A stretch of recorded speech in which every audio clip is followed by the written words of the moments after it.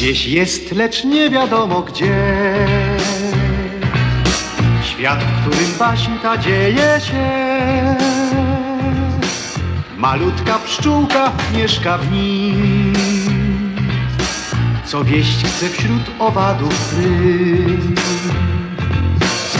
Tę pszczółkę, którą tu widzicie, zowią mają. Wszyscy Maję znają i kochają.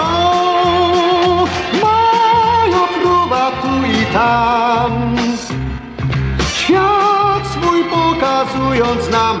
Dziś spotka was maleńka, zwinna pszczółka Maja.